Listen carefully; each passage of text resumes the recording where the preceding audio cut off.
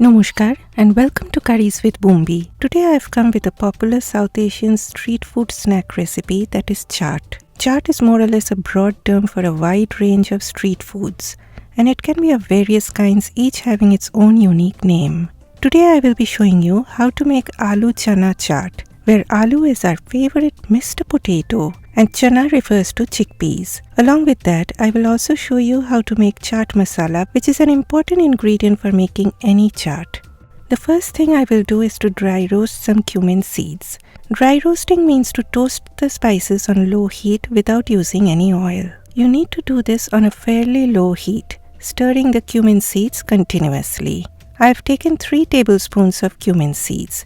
You do not need all of this for this recipe, but you can store the rest in an airtight container and use it for any recipe that calls for cumin powder. Or you can also sprinkle it over scrambled eggs, mashed potatoes, or any salad of your choice. It has this beautiful nutty and earthy aroma, and it brings in a beautiful flavor. You do not want the seeds to turn black. When you see them turning slightly darker in color and when you get those wisps of aroma, immediately take it off heat and transfer to a plate or a mortar and pestle. If using a coffee grinder or spice grinder, wait for it to cool down completely before grinding. I do not make it too fine a powder, but I like it to be a little bit coarse, but not too coarse though. Next, coming to making the chaat masala. Pan over low heat. Add 5 tablespoons of coriander seeds, 4 tablespoons of cumin seeds, 1 teaspoon of ajwain, that is carom seeds, 1 teaspoon of black peppercorns.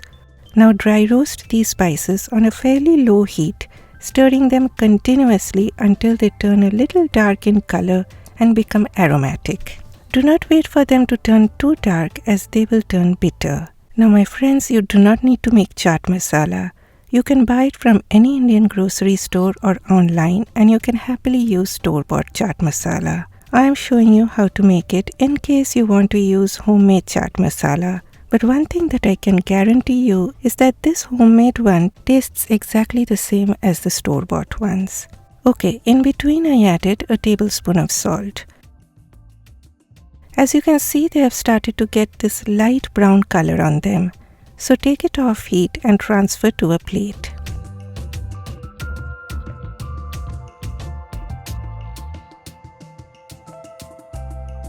At this point, add the spice powders like 2 tablespoons of amchoor powder, that is dried unripe green mango powder. Next is black rock salt. It is a volcanic rock salt, and the trace amounts of sulfur content in it gives this umami flavor. It is sold as powder or it is also sold as small rocks. If buying those small rock-like forms, then you have to put it through a coffee grinder, or you can also form a powder in your mortar and pestle. I also added a tablespoon of Kashmiri chili powder and then 1 teaspoon of citric acid. Citric acid acts as a preservative. It is optional, but if you get it, please add it to increase the shelf life of your chaat masala. Give a good mix and allow it to cool down completely. After that, grind it in a coffee or spice grinder, and you need to grind it to a fine powder. After grinding, again, keep it uncovered for a while so that there is no residual heat in it, because any heat will make it go bad. Then transfer it to an airtight container. If you did not add citric acid, store it in the refrigerator and it will keep fresh for months. If you added citric acid, you can store it at room temperature. Heat a pan over medium heat and add just a teaspoon of ghee. You can also use oil instead of ghee. Once it turns hot, add boiled potatoes. If you are using a stainless steel pan, always remember to preheat your pan very well before adding the oil. After your pan gets well heated up, then add the oil, and when the oil gets well heated up, then you add your ingredients. In that way, nothing will stick to your pan. I have boiled a large potato till it was fork tender, then peeled it and cut into small pieces like this. Remember to cut into small pieces. Stir the potatoes from time to time till golden brown. Now frying the potatoes is totally optional. You can just use boiled potato, but I feel frying it a little makes it taste way more better in a chaat. Once they start getting a little color, add 1/4 teaspoon of salt. Okay, now they are looking gorgeous, so take them off heat. Here I have taken about 1/2 cup of plain unflavored yogurt. to which I added a teaspoon of sugar. Stir very well till the sugar dissolves. Now my friends, you can leave out the sugar, but I like that sweetness in the chaat. If you are allergic to dairy, you can leave out that yogurt. It will still taste very good. Finally, it is chaat time. In a bowl, add the fried potato.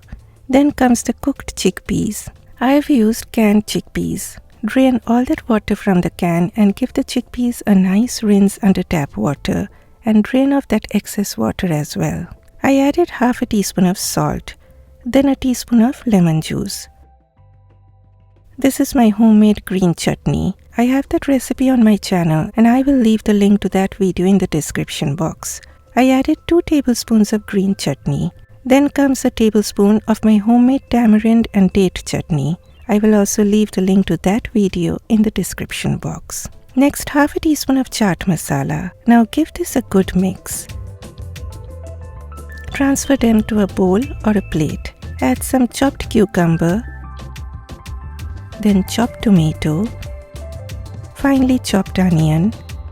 Drizzle a good amount of sweet yogurt.